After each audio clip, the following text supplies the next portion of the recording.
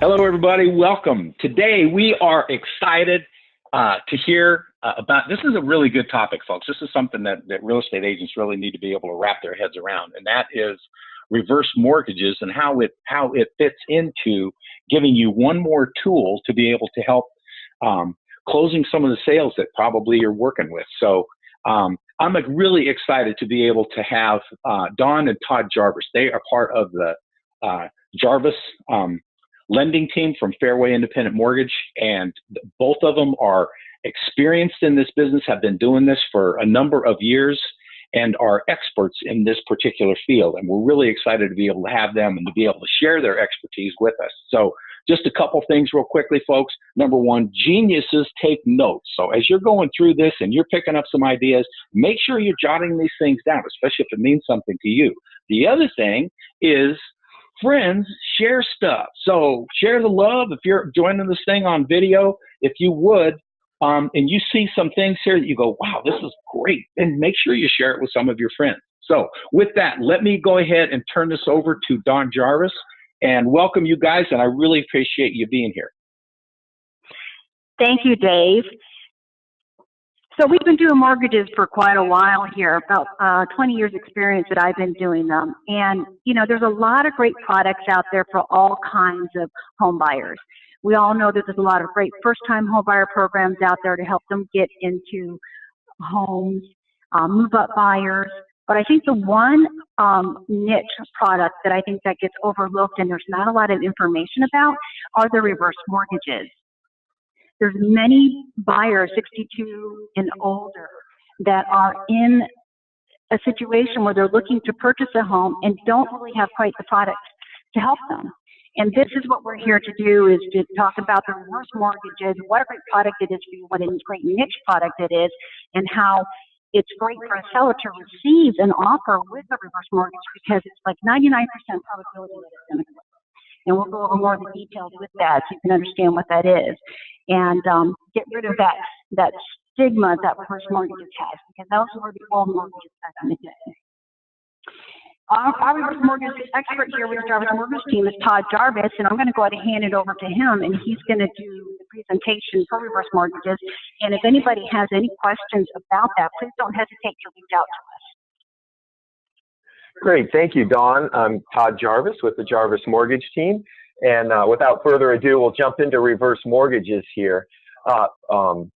You know, what's happening out there right now is there's a perfect storm that's coming in for retirees, and these retirees are the baby boomers who have worked their entire life to earn a secure future, and it's a huge demographic that is hugely underserved. And the reason it's underserved is in order to receive a traditional mortgage, you need to have income.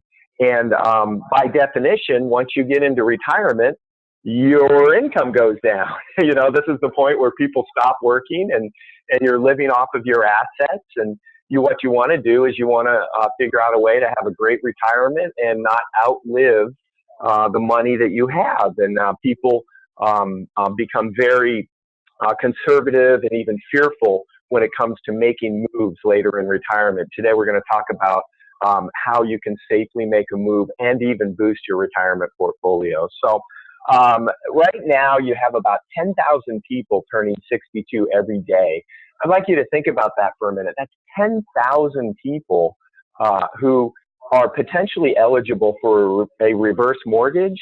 And a lot of times as realtors, you know, we look at people that are 62 and over and maybe even disqualify them a little bit based off of that. It's not going to be a buyer. You know, I'm not sure how they're going to qualify for a loan. And you'll find that baby boomers are still the largest demographic group of home buyers in America today. And so these people have there's fewer pensions, there's fewer defined benefit plans. You know, their parents were able to get a pension and retire, and that pension fundamentally became income. And these just aren't available to today's retirees. Well, not as available. There's been a low return on investment over the last decade. Now, recently here, we've had some good performance on the stock market, but really, if you look over the last 10 years, retirement portfolios just haven't grown. They've been very stagnant. When you look at the statistics, 76% of people plan on delaying retirement. And you can see that when you go out into the job market. You'll see people, for example, will take on jobs like being an Uber driver just to create some additional income. Right here, statistically, less than 7% of people have long-term care insurance or any kind of sort of end-of-life plan. How are we going to take care of these medical issues that we know we're going to have later in life? And approximately 70% of people are likely to need these plans that'll serve them well. There's a greater need for security than ever before. We live longer, and because we live longer, a lot of times there's a concern about, well, how am I going to not outlive my money? So it's a great thing that we're all, healthier, and we've had this great benefit in healthcare. But the flip side of that is that we are living longer, and we need to plan for that. One of the things out there that people don't realize is that a majority of baby boomers, these retirees that are 62 and over, they have equity in their home. And that equity can be leveraged to really help them in retirement. There's over $6.5 trillion of equity that seniors hold. That $6.5 trillion is more than a student loan or credit card debt. I mean, it's a tremendous amount of equity of an asset that baby boomers can use to help them in retirement.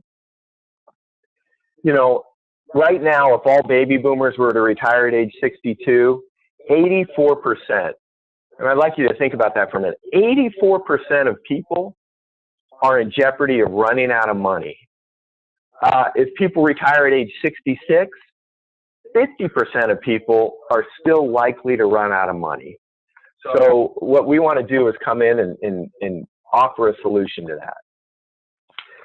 All right, here's a slide we're going to spend just a little bit of time on, and this is we call this the three buckets of the three asset buckets. And if you look at this for just a minute, what you'll see is pre-retirement, ages 18 to 61. Although I started working at 14, but we'll call it ages 18 to 61. That's when you earn your income. And you're earning this monthly income and you're building your assets. And while you're earning this monthly income, that's bucket one. You've got jobs and you're enrolling in pension programs and you're putting money into your Social Security. And what a lot of people do during that time is they're putting money into their retirement, which is bucket number two. And bucket number two can be your 401k, your stocks, your bonds, life insurance, an IRA, anything that's going to help you in retirement. And you're also putting a tremendous amount of money in bucket number three. And bucket number three is your home. And that's just what it is as we live in America and we make money and we strive towards retirement and strive towards home ownership. Every month we're socking away a little bit of money into our retirement, hopefully, and most people into their home. After age 62, bucket one shrinks. So we're no longer making that monthly income that we were, and we start to rely more on bucket two. Traditionally, what people do is they rely on bucket two and they dismiss bucket three. The goal generally is, let's get our house paid off so I don't have a mortgage payment. And then now that I don't have a mortgage payment, I don't need to worry about that cash outflow. And I'm just going to try to take bucket number two, my nest egg, my retirement nest egg, and figure out how can I make that last to the end of my life.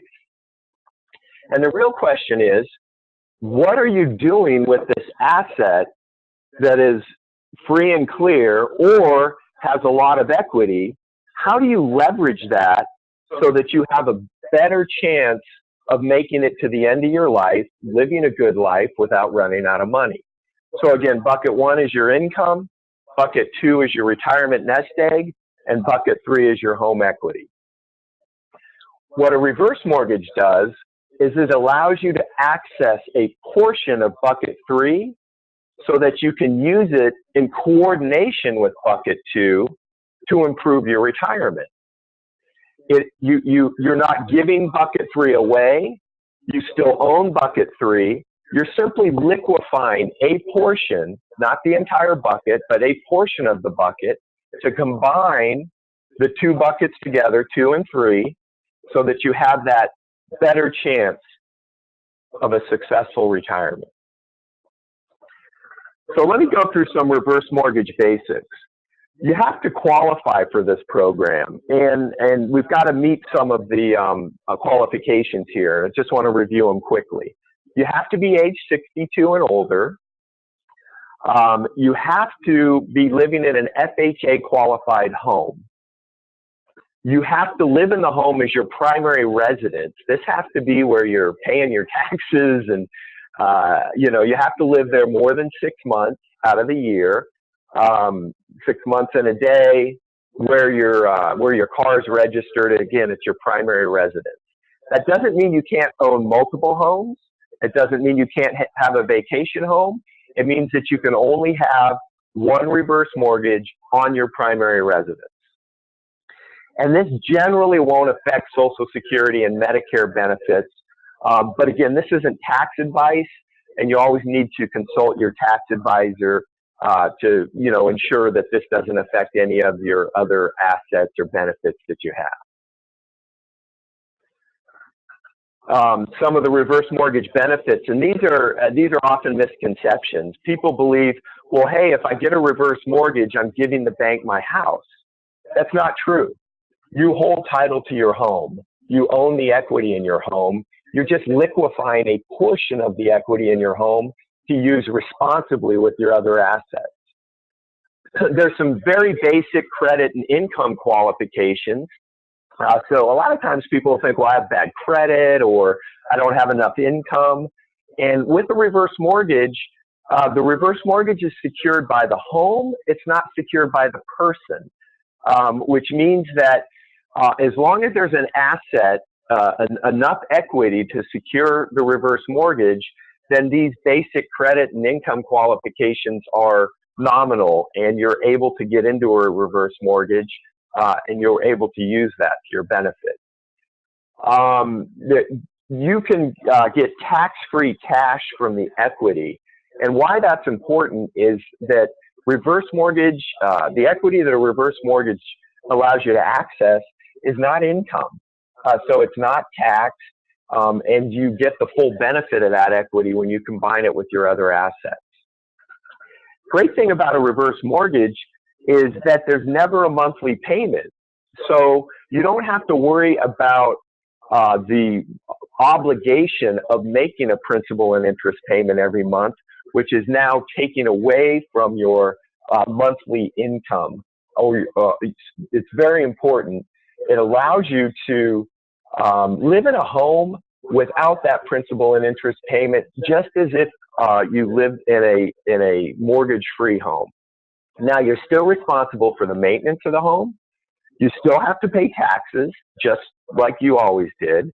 You still have to insure the home, and it needs to, again, be your primary residence. So you have to maintain the home, pay taxes, pay the insurance. If there's a homeowners association or a condo fee, you're going to have to pay that just like you do when you own the home free and clear. Now, here's the great part about a reverse mortgage. It does not require repayment until the last living borrower leaves the residence. So what does that mean to leave the residence? You can choose to sell the property. People think that a reverse mortgage is your last move. It's a lifetime obligation. Now I'm stuck, and it's going to limit my options. And to the contrary, a reverse mortgage gives you more options. It doesn't limit your options. You can choose to sell the home, and you would take the rest of the equity with you onto the next phase of life. The reverse mortgage becomes due and payable at the point that you no longer live in the home. So if you pass or if you choose to sell the home, then the reverse mortgage is now due and payable. We pay off that reverse mortgage, you take the rest of the equity and you move on, or you pay off the reverse mortgage and the rest of the equity and the asset goes on to your kids or your estate. You can never owe more than the home value with an FHA insured reverse mortgage. And that's called non-recourse. What that means is that let's say there's a market crash and home values dive, but you've taken this reverse mortgage out on your home. If the value of that reverse mortgage is greater than the value of your home, you're not required to move out. It's still your home. And at the end of the day, neither you nor your heirs are held responsible for any of the shortage that results in the sale of the home. So it's a non-recourse loan, and you're never going to leave any kind of negative negative value on your heirs. You're able to just move on. It's insured through FHA mortgage insurance, and that's what the FHA mortgage insurance is for. It ensures that the heirs are not going to be responsible for any kind of shortage on the loan. With a reverse mortgage, the great part is that you can use it as a purchase. So a lot of people think, well, hey, the reverse mortgage is for my current home, and I've been living here for a long time. I've got some home value, and I want to go ahead and I want to, access some of the equity. Well, what you can do with the reverse mortgage is you can purchase a home for 30 to 70% down, and that can be on a new residence when you move in. So we'll walk through that a little bit in a couple of slides right here, how that works. But as long as you qualify and you have the assets, you're able to secure your retirement home for between 30 to 70% down on a new residence. Again, you'll have to live there as your primary property, and you'll have to pay all of the property costs that we discussed before.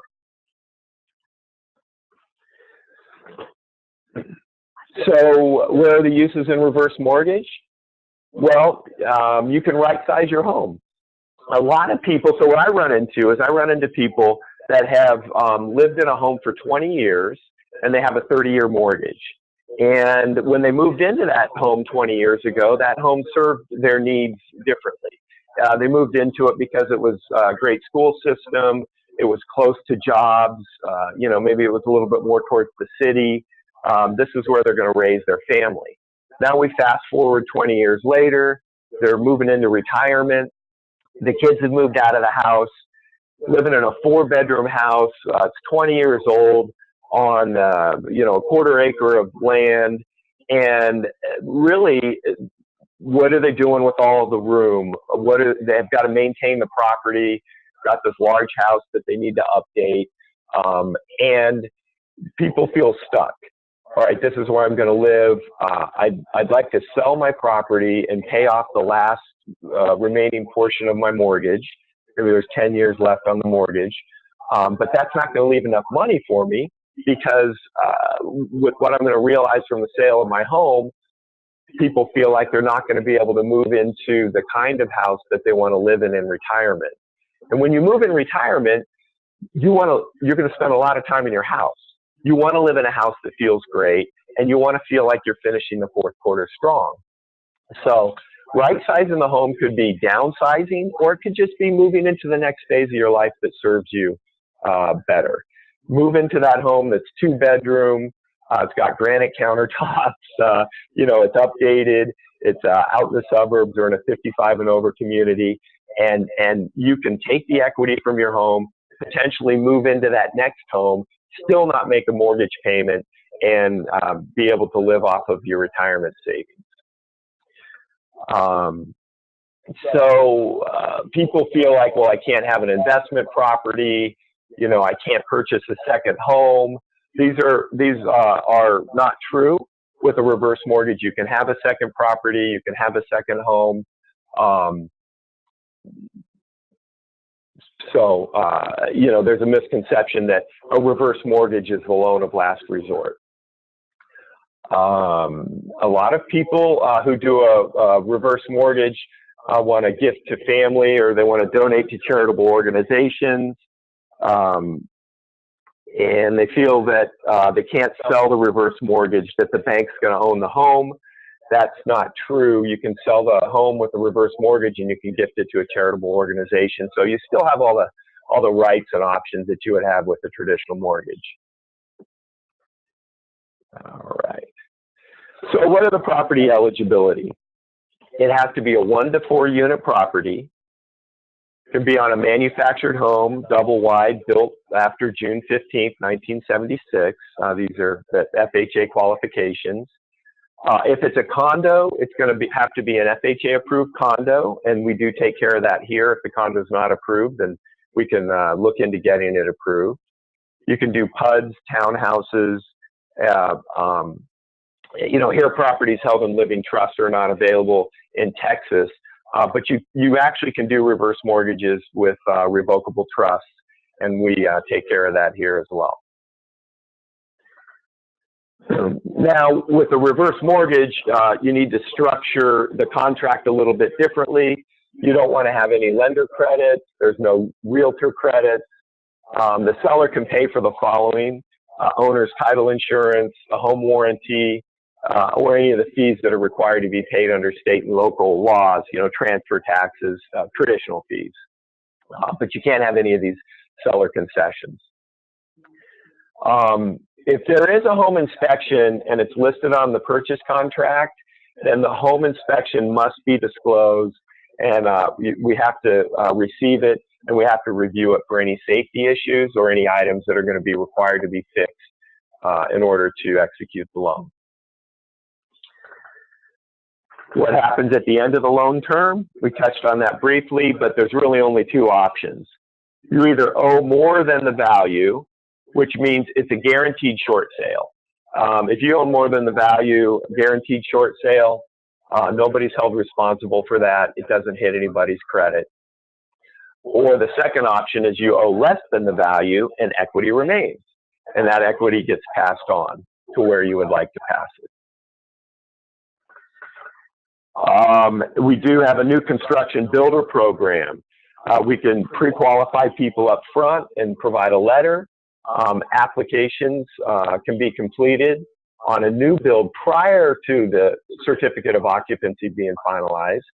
More shoppers can become buyers. You can potentially increase your sales. And the purchase price, a lot of times people feel like they're limited, but really if you think about it with a reverse mortgage, you have a greater ability to access the add-ons, maybe the appliances or the countertops, again, the cabinets that you would like to put in your retirement home.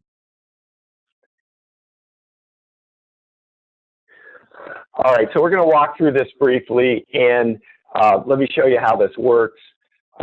In this example, we have and what we've done is we've just rounded this out and taken away. Obviously, there's going to be some transaction fees that are involved with this, but we just want to keep the math simple so that you get the idea.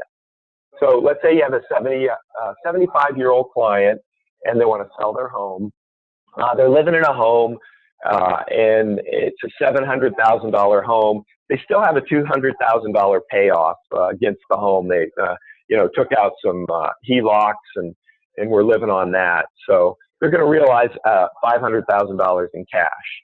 So you sell them the home for $700,000. You have to pay off the $200,000 loan. Now there's $500,000 in cash.